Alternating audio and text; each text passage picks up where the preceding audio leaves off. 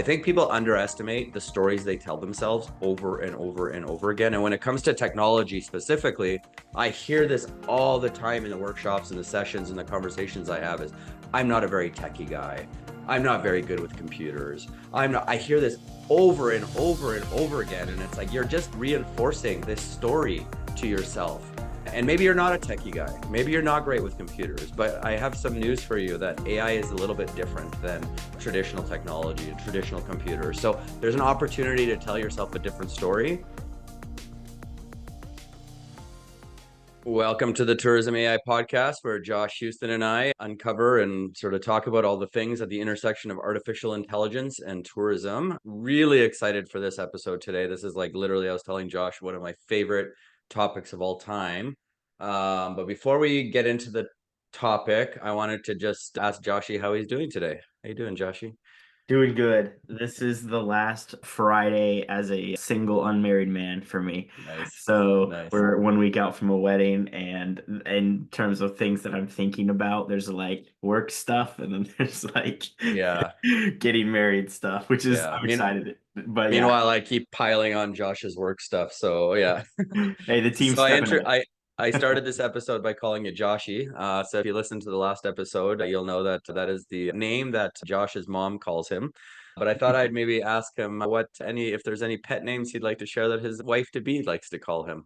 I'll share mine if you share yours. Yeah, you go first. So Christina likes to call me Studface. That's been forever her nickname for me. So Mm. yeah, Studface. We haven't encountered anything like I would say like abnormal yet. I think just darling, which is like I like that. Darling. Yeah, but I don't know. Yeah. Not into the pet names, not into the No, pet not names. yet, That's not cool. yet. Yeah, Maybe it'll yeah. come. Yeah, yeah. I wanted to kind of actually start with that as a sort of a funny kind of way to introduce this topic because so I call my kids also, so it's funny, Joshy, I call my one son Jacob Jakey, and then my other son Bartek boy, and or sorry, Bartek baby, I should say. And I wanted to kind of mention that and introduce it this way because obviously they have a name, and then in different contexts we give them different names based on how we're feeling or how we want them to feel and all this kind of stuff. And so the point I'm trying to make is that, it's the same application, but sometimes we change the way we sort of approach the application, right? And hmm today we're going to be talking about a really awesome topic, which is, we've been talking kind of about changing AI culture, changing organizational culture in the age of AI. And, last time we talked about kind of leadership.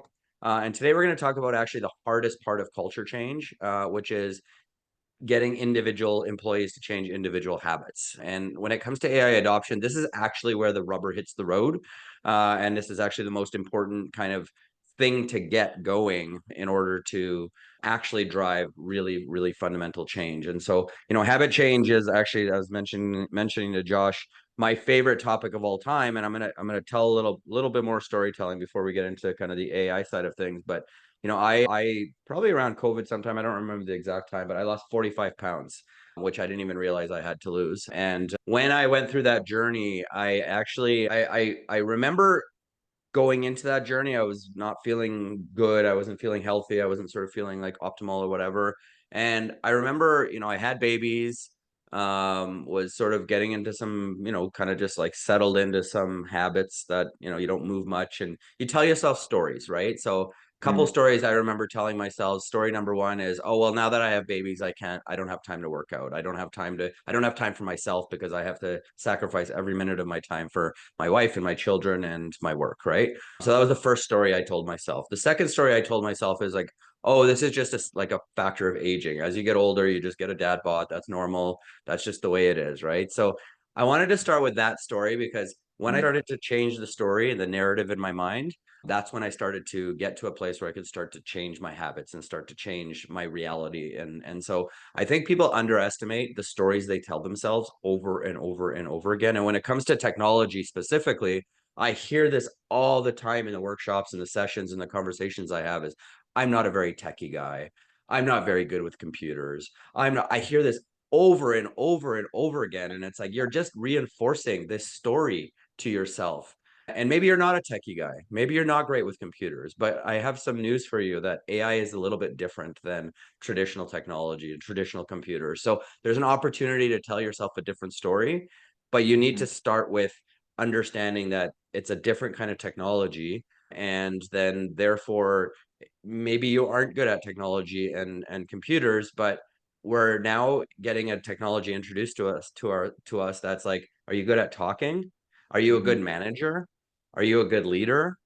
Those are actually the kinds of, I guess, skills that are actually going to help you in the AI era. So I wanted to maybe just sort of have that mindset shift as a starting point, because like mindset shift is the beginning and then reinforcement of habit change. So that's kind of just kind of where I wanted to start. I'm not today at my optimal weight, but I'm at this sort of optimal weight level ish, because I've told myself different stories and I've changed I don't diet, I've changed my eating habits. I don't, Mhm. right? Like, and so all of these kind of analogies from life really apply to work, technology, and Mhm. there's no place actually where we have deeper habits than in our work environment. So I'm a Generation Xer, and I grew up in where email became pretty quickly the thing, and Outlook, and I remember BlackBerry because it had a touch screen and all this kind of stuff. Really hard. It was really hard for me to kind of it's been hard for me to adapt out of those habits. And I think that many of my Generation Xers and some of the boomers out there probably have a lot of deeply ingrained computer habits. And really using AI is the starting point, is starting to change some of those habits. So that's my opening statement, Josh. Wondering what your thoughts are on all of that.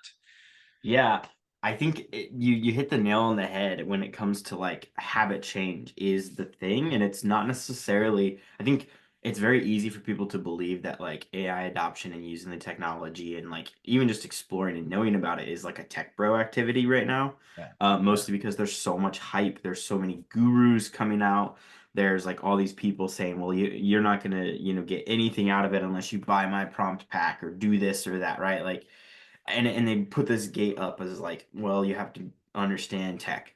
And the reality with this technology is it's not the case. Like this is the first time we can interact with computers in a way that's just like, hey, I was trying to write this email in a way that's serious enough for the person receiving it to understand I'm upset, but not like I want to kill them. Yeah. Like you Yeah. couldn't ever tell that to a computer before. Like you'd have to just like sit there for an hour or two trying to figure out how to write this without like losing your Mhm. steam.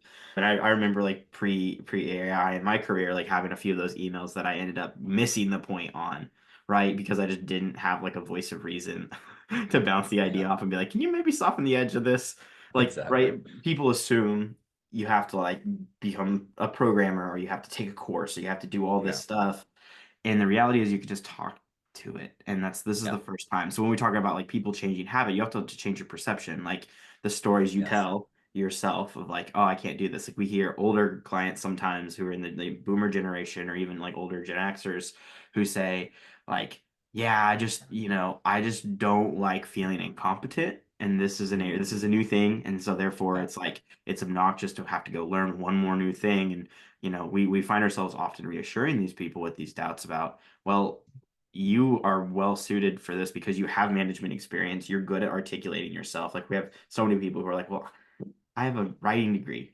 What, like, Yeah. is this relevant? And it's like, oh, then you're like probably the best qualified person. Like, and they just don't know because it's been, once again, all these perceptions have been put up as gates. Like, they don't know it's just about articulating yourself. And I think as a Gen Yeah. Z person, like, it's like, my my group it's more like a challenge to like learn how to articulate there's Right. like those Right. communication skills are still developing or forming or maybe we didn't get it through our upbringing or schooling and so now we're having Yeah. to learn like oh I should probably speak clearly and not just be like a yes person like and Yeah. if I do speak articulately and I'm very like precise in my wording I can get exactly what I want out of this tool and that's the universally the truth is you can get what you want if you can say it right Yeah. Yeah. and to say it right Yeah. is like, can you explain what you want? Yeah, and what's interesting about what you just said there is like one of the things about the older generations is like older. I'm part of the older Gen X generation, so just let's leave that there. But anyways, one of the things about it is that like if you're somebody that's been in the workforce for 10 years, 15 years, you've probably had the opportunity to train somebody or coach somebody or mentor somebody or have a person working for you. And you and I, Josh talk about this all the time, that AI actually is about sort of thinking about Okay, now all of a sudden you have a new assistant. How would you treat that assistant, and how would you explain to that assistant to the job you need done? So in many ways, actually, these sort of like the more experienced generations actually have a leg up when it comes to using AI if they can just get past these perceptions and the sort of these stories they tell themselves, right? Mhm. That's like so important. And the other thing part about habit change, and like probably my favorite thing of all time is sort of comfort zones and getting out of them. And so again, we Mhm. get comfortable, right? So we get comfortable. And so, okay, the first thing you do is you go to your email. The next thing you do is you go to Google. And these are just your habits that you're comfortable doing, and you're comfortable in Google because you know how to use it or whatever. And so, when I teach my intro to AI course, the homework is always don't use Google for a week. Right. Instead, use Perplexity or use a Chat GPT or use, a Claude or whatever tool you want to use. But it's just Mhm. about that entire homework assignment is about habit change, right? It's just like, okay, Yeah. stop doing this and start doing this, right? And that's hard. And so I don't want to sugarcoat this at all. Like it takes a different story you got to tell yourself, then it takes some action that you need to sort of Yeah. do. And so, there's some ways you can set yourself up for success. And so, I mean, I have a couple of ideas in terms of how to sort of set yourself up for success in your workspace. But I'm going to throw that at you, Josh, and sort of let you kind of start with this one in terms of like, are there any ways technology wise, setup wise, that maybe people can think about sort of setting themselves up for success for habit change when it comes to sort of using different tools, different technology, and getting Mhm. going. Yeah, I think there's a mindset shift first that is required for people to like be successful in their own AI adoption journeys. The first like part of the mindset shift is thinking outside of your job itself. Like so many people don't think about how their position fits into, say, the dynamic of their team, what everybody's role in their team contributes to like the larger objective of like what's the program that the team works on, what's the big project, because every team has some like main objective. And if you're on the managerial path, this is very common. Like people think about, okay, let's look at resource allocation, let's budget and plan people, time, process all this stuff.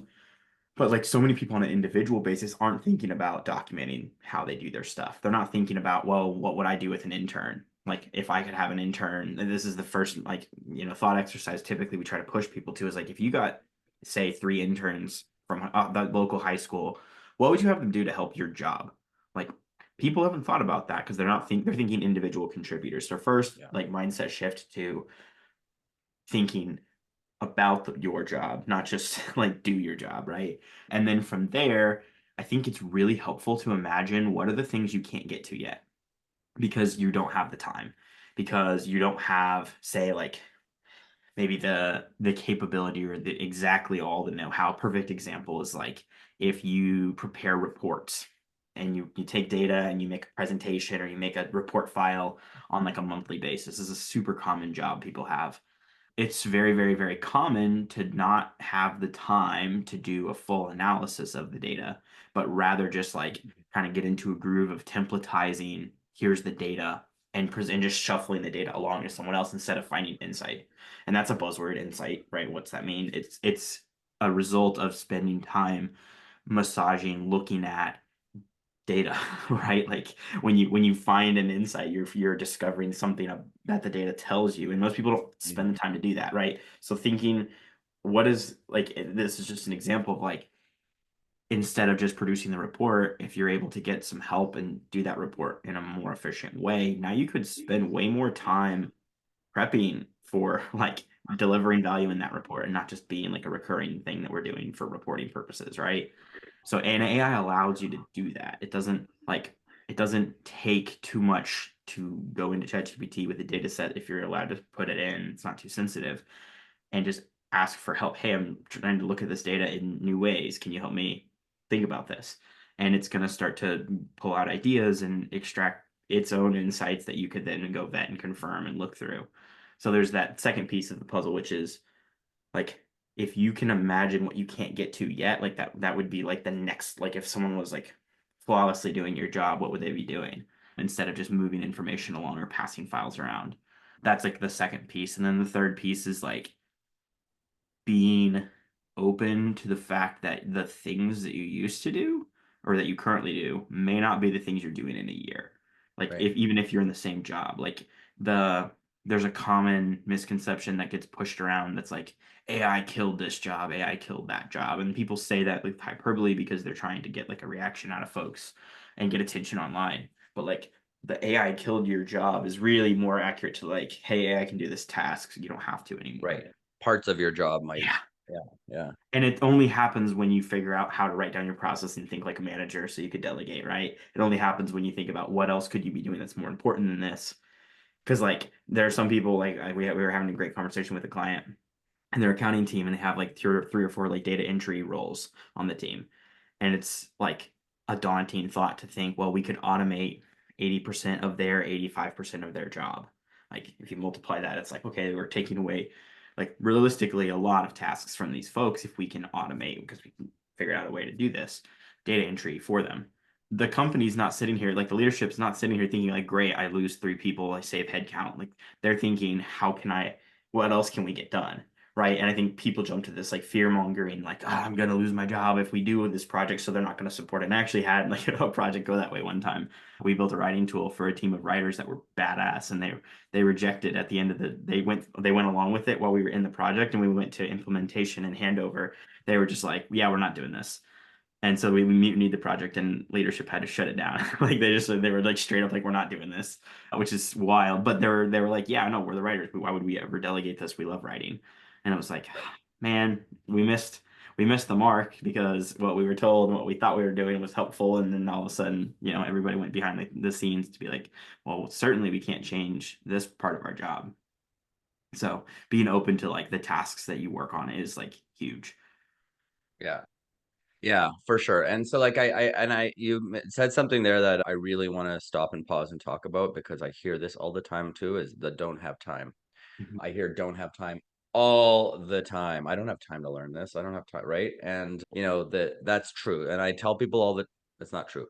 It's a lie. It's a lie you're telling yourself. But there's some truth to it in the sense that like learning AI and changing habits is time consuming. It does take time, right? And so like there's no way. I always tell people AI will save you time, but first it's going to cost you time before it can save you time, right? Like you sort of have to go through that. You have to kind of get out of your comfort zone a little bit and you have to sort of break through that and you have to, whatever. And so I want to talk about Mhm. the 4 stages of habit in the context of don't have time and mindset is because so the 4 stages of habit and that's like a recurring loop in it. So there's a cue, there's a craving, there's a response, and there's a reward. So there's like this is from the book Atomic Habits, which is a great book if you want to talk about habit change and things like that. And so, the cue is, oh, I have to do this thing, right? The craving is I want to get this thing done. The response is, okay, this is how I'm going to do it, the way I've always done it. And the reward is the job is done. Mhm. So when we start thinking about sort of using AI and changing the habit, the cue is I need to get this done. The craving is that I want to get this done faster, better, more Yeah. accurately, right? The response is instead of going to Google, I'll go to Perplexity or, I'll go to, instead of Word, I'll go to Gemini or whatever tools. And the reward is I get done faster, right? And so like it really works, but you need to sort of first change that. You need to change that story in your mind about I don't have time, right? And Mhm. then I'm just going to quickly here, sort of kind of talk about atomic habits a little bit because it's sort of how to create a good habit. So the cue, it's make it obvious. And then the lie or the craving is make it attractive. The response is make it easy. And the reward is make it satisfying. And so, Mhm. again, in terms of like something you do at work every day, I mean, obviously, maybe it's, what, hey, if I get this done half an hour faster, I'm going to leave. It's Friday afternoon. I'm going to leave early today. Right. So, like, make it more attractive at the beginning, make it more satisfying, make it a bigger sort of reward, right? And sort Mhm. of like push yourself over that comfort zone edge, if you will, right? And then, but I want to talk a little bit about just sort of more practical kind of stuff because, and I was just actually, as you were talking, seeing if I can do this, and I'm not sure, and I haven't sort of gotten there yet. But so, for example, I use Chrome, and so my default search engine is Google. And I was just Mhm. actually, as you were talking, going to be like, hey, can I change my default search engine to Perplexity? Yeah. And so like that is just a simple, and I don't know yet. I haven't done it yet. I'm just going through the process. I'll continue on as the next time you talk. But that is a simple change you can make to change the cue, to sort of change the habit really easily, right? You open your thing and Perplexity comes up, right? Now that's a little Right. bit difficult for me because I'm a Google user. So, my Gmail and all that kind of stuff is there. So these tools are not going to make it easy. Google's not going to make it easy for you to, ditch Google and go to Perplexity. So I don't want to sort of sugarcoat the fact that, Well, yeah, I can talk to this exact because I literally it was the biggest change I made in my workflow this year. I've been a okay, Chrome user for, and this is super relevant and practical for everybody. I've been a Chrome user for 15 years, as long as Chrome's been around. I like I don't remember how long, but I've always been a Chrome user. And I faced the same front. Like I started leaning on Perplexity. I became a pro user as soon as I could when they offered that option. And I had to switch. I decided it was easy for me to, at least to decide to switch from Google to Perplexity for the search benefits and just like yeah. get the information I want faster. But the biggest hang up with that was that it was hard to it was still like clunky to do it inside of the Chrome like browser. Enter the Arc browser, which is a new company. It's called What they're is it called? I'm taking Arc. notes because It's Arc. from the browser company. There's a company called the Browser Company. Their whole thing is creating a different browsing experience on the internet.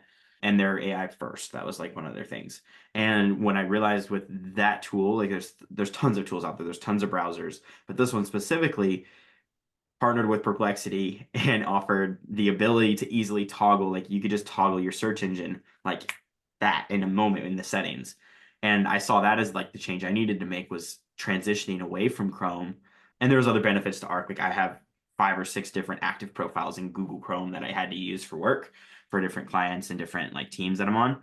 And so I had some other issues that were clunky with it, and Arc kind of addressed all these things. But the main pull for me was getting Perplexity as my main search engine and the default.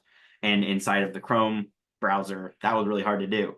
Inside of Arc, they were like, "Hey, the first thing you should be doing is using AI to search. Chrome's not there yet. Do this, and but also have the option to pick the best option." I'm That's downloading Arc as you speak, yeah. Josh. So they've now released Arc for first for Mac and then for Windows. I think they've Windows. released Windows recently. Mhm. And that changed my work every single day. I had to relearn how to use the browser. It's really cool. I like it. And as someone who like I learned how to read on a computer, I've been using thousands of tools and computer programs throughout my life already. So that like this change is not difficult for me. It's not like Yeah, a friction point. But it yeah, was like a huge transition to move from the tool I've used for 15 years, yeah, check email, have my saved tabs, have all this yeah, stuff. yeah. And it's like, Arc browser is designed to like it sits on top of the Chromium world, which may not mean much to most people, but like you still get to use your Chrome extensions, you still get Okay. to use passwords, all that Oh, stuff. nice, You log in with your nice. Gmail still. So it's just simply a different. But this is one way of changing the way that we work. And like for me, as like a tech bro guy who likes to try new things, it still was a huge transition. And Yeah, like I still have yeah. to open Chrome every now and then for various things. And I just kind of like look back every time and I'm like, sometimes fall right back into it. Like if I'm there, I'll just be like, pick up what I used to. It's like habit, right? But the small habit change of like, okay, I'm downloading another browser, I'm setting Sorry. up the default, that's like real for every single person. And I think like it kind of speaks to like everything's on the table in terms of how you work. Like even so much as like which browser you go into every day. Yeah, no, that's it. Like, and that sorry, that like it just like sounded like we were taking off there for a minute. That was Arc browser opening up for me. But yeah, Yeah, no, yeah, Peter. but these are sort of the ways that we need to start thinking about habit change is like, Yeah. okay, something like moving to an Arc browser, something like, one of the things I do is I have like, you have your saved kind of like websites here. I forget what it's called on Hmm. Chrome. So my new thing I'm going to do this morning that I didn't have on my to-do list was set up my Arc. But Yeah. anyway, you know what I mean? I have like It's my fun. my Yeah. AI tools tab, right? And Hmm. I've got it set up so that I have, all my tools, everything in there, so it's easy to access, right? So Yep. so I think the point is here is like you got to make it easy for yourself, right? And you got to sort of set yourself up. And if you need a sticky note on your screen that says, use Perplexity, don't go to Google, whatever it is, Hmm. then put it on your screen and do that, right? So like, Right. and It's those yeah, little things. Like for me, I had to just untoggle my Chrome app from the toolbar on my Mac. right, Like, and I had to do that on all my computers because I was just like, oh, if I keep it there, I'm just gonna like by habit go right back to it.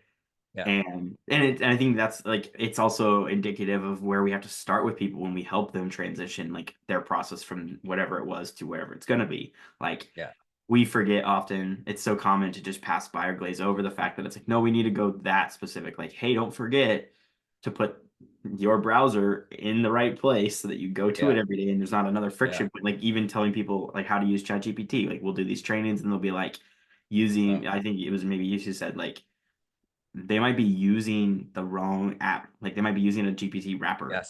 that they had to pay for to download on the App Store. And they're like, Yes. I don't know why this isn't the same. And you're like, oh, it's not OpenAI's. Like you're on You're not like actually in the a right place. Yeah. ripoff. And Yeah. it's like understandable. Like bless their heart, it's like the App Store, the ads and everything like are not set up for your success if you're like in that level. But for I mean everybody has their own experience with computers and so we try to make it as simple and accessible when you start changing like start by switching out the like icon on your screen so that you click the right one. Um Right. yeah. Yeah, and it's small changes, right? So like don't go and be like, okay, I'm gonna go change my entire desktop and everything I do and blah blah. It's like just do one thing.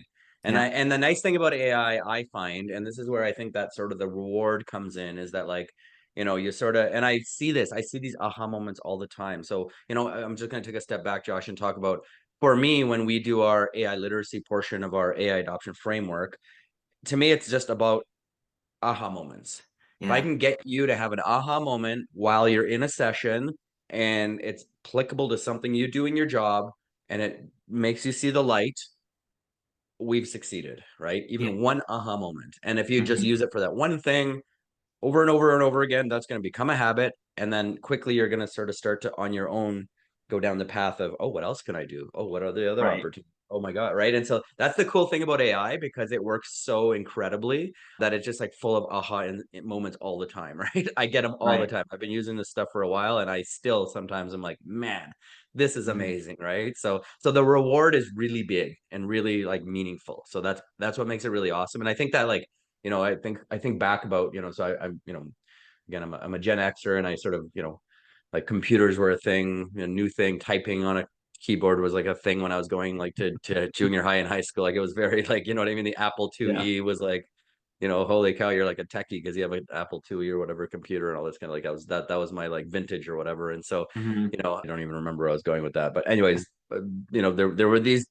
Oh yeah, this is the promise of computers at the time was really big, but the experience was really like lacking and sort of disappointing, right? It was like, ooh, cool, you did this. Like it was kind of amazing, but it was like, oh, okay, cool. Like there's no applicability for me personally on this. Like Yeah.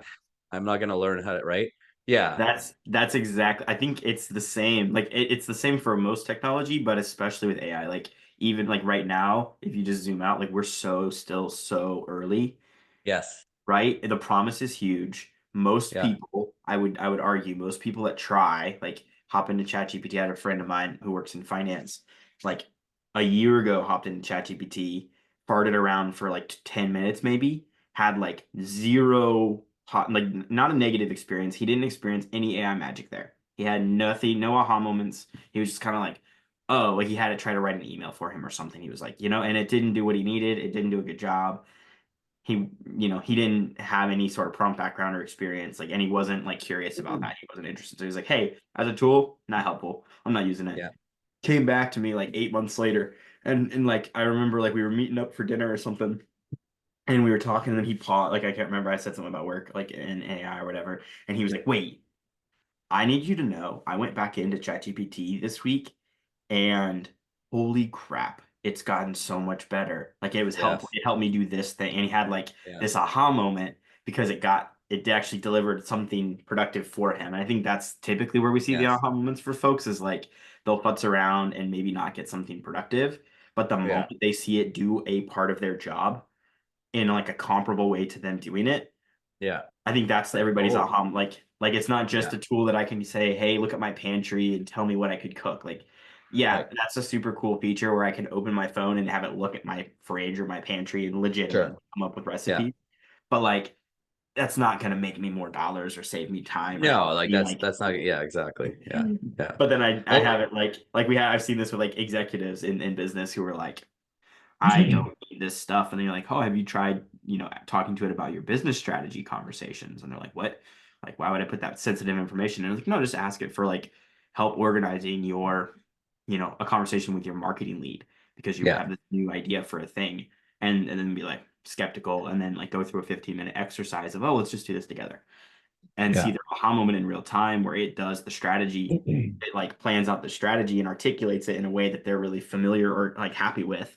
And then they're like, Hmm. maybe, right? Yeah. There's a little aha moment. You're like, yeah, It's the this would aha be effective moments. for your job. Yeah, exactly. Yeah. And some people react like it's coming for me. Like that's like some people have this like pessimistic attitude. Sure. Other people are like, I'm gonna save so much time. You have no idea. And then there's, Totally. I think, a fair like concession that people will make is like, I've only used ChatGPT for a month to do my job now. Like they go to this extreme of like, I'm only using this and I stopped thinking. And they're Yeah. like, maybe we're always like coaching, like maybe like you have a lot of experience and thoughts and knowledge and Yeah, you context. have a lot to add to this whole thing, right? Yeah, Like yeah. that's what makes it magical, not the fact Yeah. that it exists. So, Yeah, yeah, uh, totally. Yeah. yeah, but those Yeah, aha moments. it's interesting that you mentioned the recipe thing. So I've been teaching this workshop all week, and so I've been teaching people how to create custom GPTs.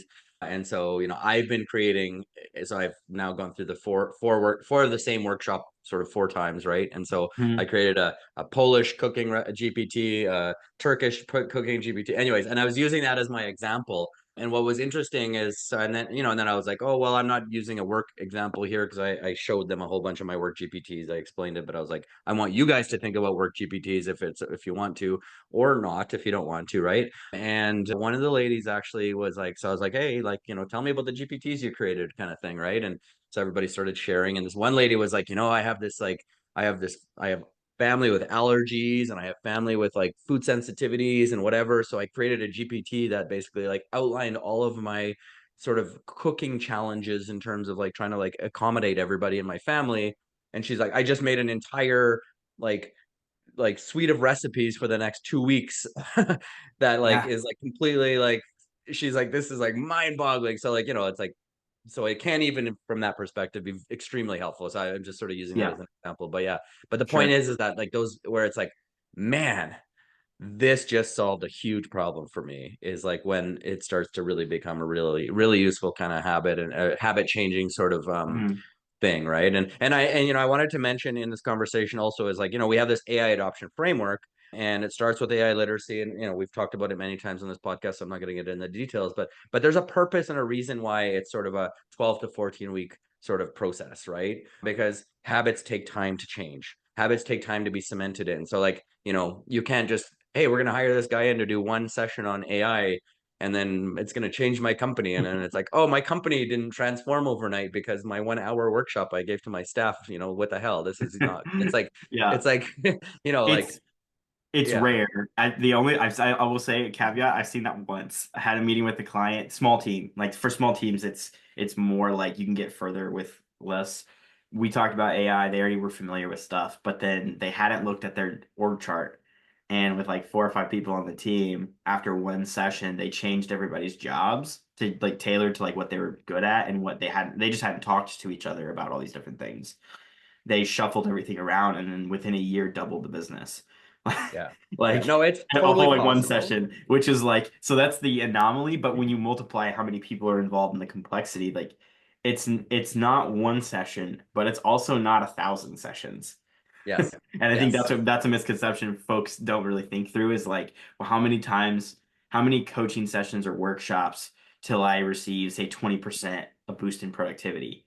And it's like, well, we see survey feedback from 2 workshops. It's like 2 workshops is 20% in on average for what we've right. trained. And like that's a pretty nice like you look at the average person say at a 50K salary or like a higher earner at like 100K and like what's 20% of that just on their salary, not necessarily measuring the like their total impact. That's a harder like complicated like financial equation. But like if it's 50K, you just added 10K worth of value Yeah, yeah, to that yeah. It's person's huge, goal. right? Yeah. Like And to your point, like I think that,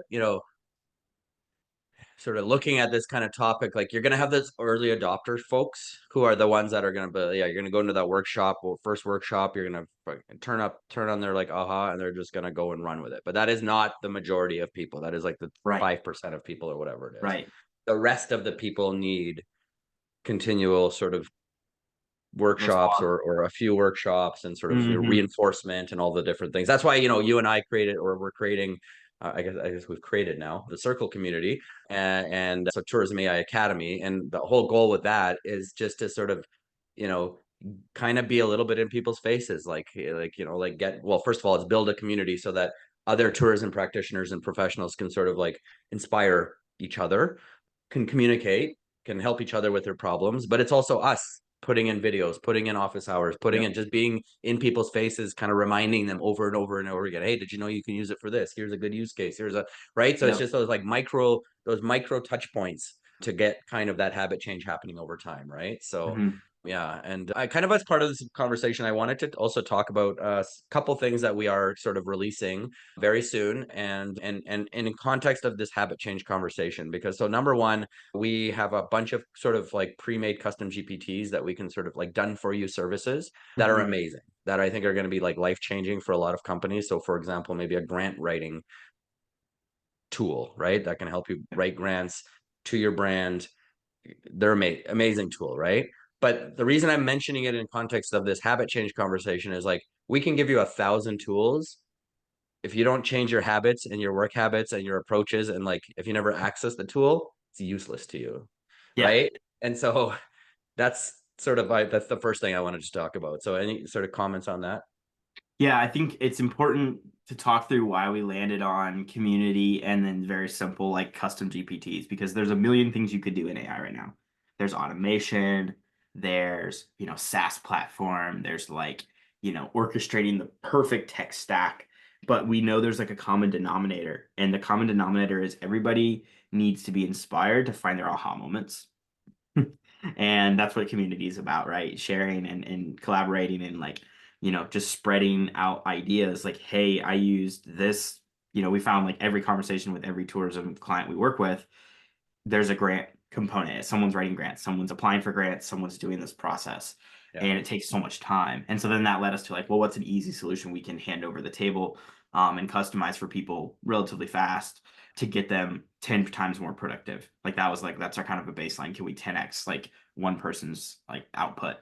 And we found like it's pretty easy to systemize grants because there's always some sort of grant RFP that tells you everything that you need, but it's a huge document. yeah, And so like sifting through the oodles of grant opportunities is difficult. So it's like, why not have a yeah, tool to help like match make like, is this relevant to us? Is that relevant to us? You could go through that cycle of like identifying or researching grant opportunities way faster.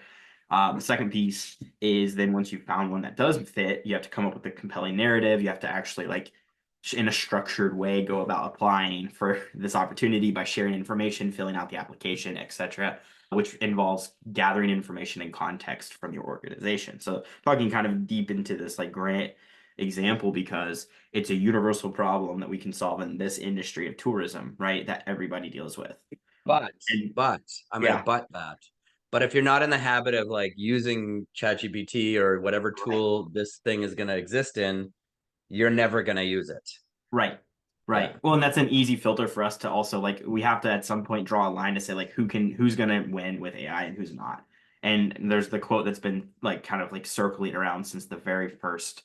And it's been probably longer than ChatGPT, but when ChatGPT launched, this blew up in popularity. It's like AI isn't coming for your job, but someone who uses AI is. And it's like yeah, kind of, but like you got to get that it's a kind of it's like a half truth. I think it's yeah, more of like if you're not benefiting from the most basic like universally accessible tool, which right now is ChatGPT, like getting a specialized version of a tool inside of that platform isn't going to do anything for you. So if you're not sure. using it, it's easy for us to say, oh, well, then you don't really need a custom anything. You just need to like start your journey, find your aha moment, turn to this tool regularly, and that kind of then unlocks this opportunity now to okay, you can go from like a generic like you're not getting value out of the system because you don't know how to talk to it to you've been trained, you've gone through the workshops, you've been coached, you're in the community, you see what other people are doing, you're learning from others, you're curious, that's the huge thing. And then because you got better, now you can, come get a nicer version of a specialized tool. It's Yeah, like going out and buying power tools. Like you go that's buy right. a Milwaukee brand before you've hung a shelf or put something on the wall. Like, no, you start with a little hammer and a dinky little like nail and you spend $10 on it.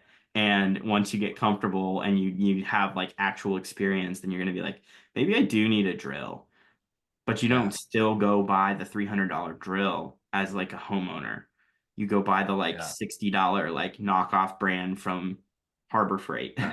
Yeah. Like, I actually love that example, Josh, and because obviously we're talking about a lot of tools and a lot of things, right? So, you know, it's like start with a free tool and just try it, right? Start yeah, right? Like you don't have to like, oh geez, I have to go and pay all this money and do all these things and whatever. Like that's again, like the AI space is so cool because like there's all these free things accessible all over the place that you can try that are amazing at the free price point and just get yep. better at a paid price point. And it's like, yeah, get into the habit on some free tools, Hmm. and I always say high value, low risk things, especially on free tools, but always at Yeah, AI, right? So, think about some high value, low risk sort of tests you can do to see how these tools could work for you in a free tool environment before again, right? So create the habit change before you go and create the cost and the investment and all those kinds of things. I think that's a fantastic example. Sorry to yeah. interrupt. Well, and I think people don't quite understand always like, well, how much time are we talking about like investing to get to this? Like, what's 20% boost in productivity take? Yeah, Like, if a workshop's 2 hours and you do three of those, you're at 6 hours of time. yeah, By the time you leave these workshops, you're ready to rock. Like, you can go yeah, on your own, you can create custom GPTs. I would argue with anyone that if you've spent an additional 4 hours being curious and trying to yeah, make it make sense and make it work for you and find productive things, and yeah, you aren't in a vacuum by yourself, not talking to others, 10 hours of dedication or investment into learning the basics will get you 20% productivity. yeah, And that compounds like, multiply that times a year, like 2, 3 years, like we train our teams this way, both like Peter and I with our crews. Like, we teach them how to use these tools right away because we know, like, we've seen the investment. Like, I we only use AI to do most everything. yeah, And we obviously have to, like, we teach people how to bring their unique perspectives and ideas and knowledge and like their yeah. curiosity to make it better, but 10x is the expectation. Like, when we A write hundred percent. copyright, like, it's always 10x. Like, there's never a time where someone sits down, looks at a blank document, and is like, I wonder what I'm gonna say. Yeah. That's I just also not actually just want to take this that. opportunity, Josh, to talk about another story and another lie I hear people telling Yeah. themselves all the time is like, we're just a little business. We can't afford to buy these tools. And it's like, are you kidding me? It's like, there's no way. I do not accept. Now, I do accept if you go, we've talked about this before, if you go and you buy 20 licenses and you don't actually tell people how to use them and you don't actually create habit changing, yes, you are not going to get an ROI, or maybe you probably still will, but like, this is to your point, a 20% productivity, 10x productivity on a specific Mm. task. Like we're talking about massive, massive changes for like $20 to $30 a month tools per person. Like it's ridiculous how cheap these things are. And I was actually listening to a podcast yesterday. They were talking about Jensen Huang, who is the CEO of NVIDIA, and he's been talking about, I don't know the exact details, but they have a new data center that they're planning to basically build every year. And every single data center they build is going to be more capable and cheaper than the last one. That's like, and there's like a 2x or something like that sort of Mm. equation that they have. And so it's like just like the cost of these things is going down so incredibly fast. And their abilities are growing so incredibly fast that it's like you can't afford not to be using these tools anymore, quite frankly. I'm going to just say it. Like if you're Hmm. not actually using these tools already in your business, now you're falling behind, right? Right. So, you need to change that story and that narrative in your mind, right? Sorry. Hmm. Now Well, I'm and on I a think no, that's a perfect soapbox. It's the only missing piece of it is like the language of business, which is money, right? yes. And any good business person, when presented a good like opportunity, can measure like like when we say ROI, like it's thrown around a lot and people buzzword it, but like, if you get a 20% boost in productivity on your payroll and your payroll is only $1 million a year, Yeah. you just got $200,000. And Yeah. then if you reverse engineer, I can make $200,000 by, say, all 10 of my staff doing 10 hours of training and helping like equip them with like a coaching, and right, like, and it costs me 25 grand to do that, Yeah. so I can make No brainer. 200,000 $200,000 of new revenue or new like efficiency. Like, Yeah. that math checks. Like we're Yeah, talking every a time, great right? return, and it's not that simple. It compounds. So it's like Yes, exponentially better than that. So even on the right. money base, but like people don't know how to connect the dot, but like, okay, payroll cost times output times 120% of your output, if not more. Like we have some jobs that are 90%, we have some jobs that are 60%, some roles are Yeah, like 40. Like if you're a yeah, marketer and you're not doing three times what you were doing before, like you're cooked. Like yeah, totally. you're cooked. And we'll tell this, like, well, there's certain job series, like we'll like press a little bit harder. Like I came from a marketing agency background. Peter and the team, they do PR. Like the number of deliverables that any given role can put out now versus with AI is like a variable. But in Yeah, marketing, it's like, yeah, we have done 1,000 pages of a website in 2 weeks. yeah, That would have taken 3 years with a traditional agency in the past. yeah. Like, and it's not Yeah, like that, blended AI content. It's content that's on brand that was checked to the guidelines according to the standards set, totally, like checked all the boxes and was above and beyond quality because we actually got to do like automated research too. totally, Like that's totally. what we're talking about. Like I don't know, I kind of get like on my soapbox when it comes to like the language. You connect the language of business and then deliverables and how much those cost and then output. That's what business leaders need to be thinking about. Yeah, yeah. And that's the kind of conversations that we need to be having, right? That's an incredibly powerful sort of way to kind of present this to people, to change the story in their mind, which is like exactly, I think the theme of today is like change the Hmm. story in your mind, change the story to life kind of thing, right? And so, you know, we need to we need to build you and I, Josh, and guys like us need to build the right narratives for people, leaders and workers to kind of get them right. And so, you know, and I think, yeah, go ahead. I was just gonna say, like, it would be worth foot stomp, like giving like a foot stomp, like for a clip of this narrative change again, just in like a one like chain like thought of consciousness, like to sum up everything we've been talking about.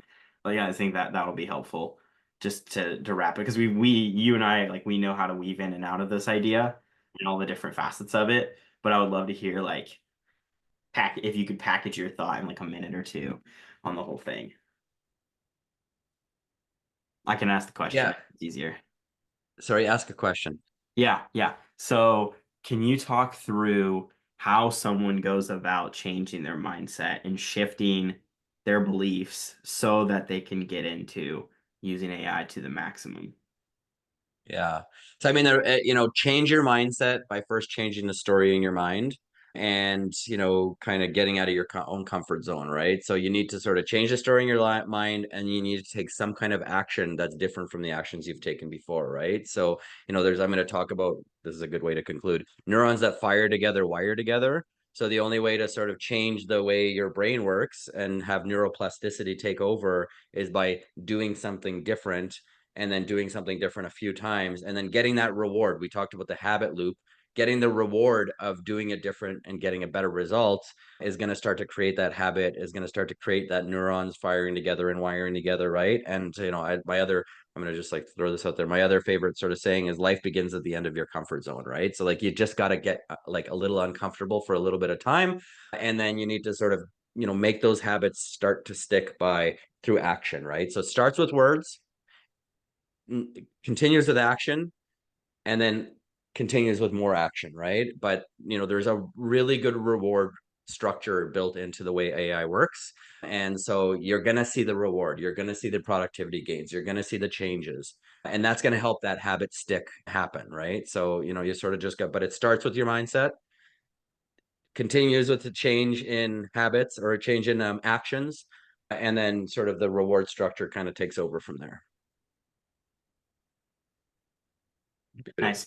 That's beautiful. Yeah, it's well said. It's piece by piece, and I think the thing that we haven't talked about the entire time that no one should be saying with AI is there's no magic pill. Right.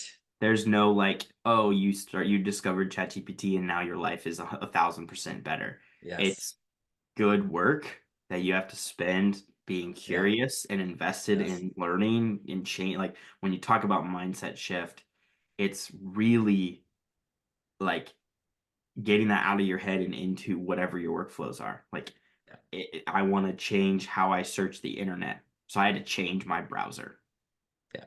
Exactly. right? And then I had to Yeah. learn how to like I had to set up my browser and shift it for 2 or 3 weeks as I was like really fighting through all the different little pieces and trying to figure out how to like make it work for my, my work. On the other side of that, 6 months later, I don't search the way I used to. I find information in a split second, and I am able to do research projects that used to take me hours and moments. That's the change. But it didn't happen when I just downloaded the browser. It took learning how to do it, fighting through the configuration. It's easy to set up your Arc browser. It's Sure. not hard, but it takes time to make it work for you how you want it to be, right? Like customizing, Right. tailoring, being curious. Hey, what if it could do this for me? What if I could Yeah. organize all my tabs into folders? What would that look like? What if all my workspaces were separated and I didn't have to like have 5 different Chrome things open and toggling back and forth, right? That's hard, but there's no magic pill. We believe good work leads to more. Like Yeah. you get Exactly. something done, that's great. Your productivity boosted by 20%. Awesome. What else can you do? Like, Yeah. and I think as an employee, it's easy to think like there's this like the man like anti-capitalism like mindset a lot of people have of like, why would I work harder for my boss, for my company? And we're like, it's not like AI doesn't force you to work harder. It actually makes the process a lot smoother because you're spending less energy to get the same thing done. So it's like, Actually, it helps you work smarter, yeah, and it's literally intelligence. yeah, So literally it helps you work smarter. right. I would rather spend intelligence from the like inner like from electricity than like my brain power. Like when I get done with Totally. work, my brain isn't zapped. Like, And and actually, that's a that's a great huge point, thing. Josh, because we talk about the sort of the habit loop and the reward. One of them is, so I talk about, I'm dyslexic, and so for Hmm. me, writing takes time and it takes a lot of mental energy. So that's been a huge transition for me in terms of like now using these tools just to help assist me with sort of like writing and thinking and whatever. So I'm less tired mentally at the end of the day. I have more time for my Hmm. children mentally at the end of the day. I'm feeling better at the end of the day. That's a huge reward. Huge reward. Like, and then not only that, I've also like, 10x my productivity or whatever it is. I'm Yeah. not measuring necessarily, but like, so like I'm also getting a heck of a lot more done, right? So it's like reward stacking, which you know what I mean? It's amazing. Yeah. Oh yeah. Yeah. I had the exact same thing with my fiance this week. She got home from work and at the end of the day she had gotten like a sour email from like a manager in another department. And like the amount of energy she had expended in the last like 30 minutes of that day and how much of a funk she came home. Like she was like, I'm mad, but let's talk about it. She needed to get it off her chest, right? There was like a load that she carried Yeah. home with because she was like, I just had to send this email, this stupidest situation. It feels like we're just running in circles, like wasting time. And I sat there, I bit my tongue. I didn't interject, you just listen. It was one of those moments you just gotta listen. But I was sitting there Yeah. thinking the whole time, like, You'll be a good husband. Yeah. I'm trying to learn. I think it's a journey, right? You try to be It's a curious. journey. But the thing that I was thinking the whole time that I wanted to butt in and be like, well, why didn't you just have AI write your email and you just tell it once, like, okay, here's the context. I'm a little frustrated. Here's the email chain. You can look at it. Yeah. Can you help me respond in a way that like holds my ground, but is respectful? The goal is to resolve, not to escalate. Like you could just like tell all these things, and I'm like, this is me in my mind saving you the mental load of having like an hour like to decompress now. Like it was like that whole first hour or like a half hour after getting home, she's still kind of like, I just need to Yeah. like get this energy out off of me. It's like like Yeah. because it's like I need to like cleanse. And it's like now I don't do that. Like I remember there's probably only been like 5 emails like that in my career where I was like, man, it took me like all day to write this email. I was so mad and hot, and it was like the situation was complex and trying to find the words, and it just doesn't feel good. Now I don't have those moments because I just let the AI handle it. Like, Exactly. and that's maybe like Exactly. a weird like underbelly like byproduct of using these tools, but it takes some of the emotion out of it sometimes, which is And cool. what's kind of neat is you can actually like vent and get it off your chest into your AI tool and then come out with something that's like perfect on the other end as a Yeah. response. So it's like a win-win, right? So Right. clearly, Josh, you and I can talk about this forever. I'm gonna cut us off because we're just That's like right. we're into it. So I'm gonna maybe just end with a couple of again my favorite phrases. Neurons that fire together wire together. So you need to start creating those habit changes and start making those neurons fire together. Change the plasticity in your mind. Change those habits.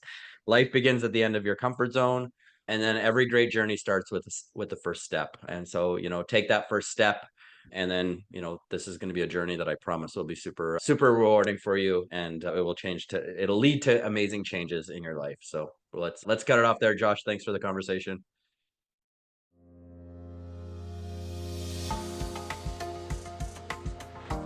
Thanks for joining Peter and Josh on another episode of the Tourism AI podcast, where they dive into the AI tools they're building to help tourism operators and DMOs perform, as well as other relevant updates for the tourism industry. Stay up to date between episodes at tourismainetwork.com or on socials at Tourism AI Network.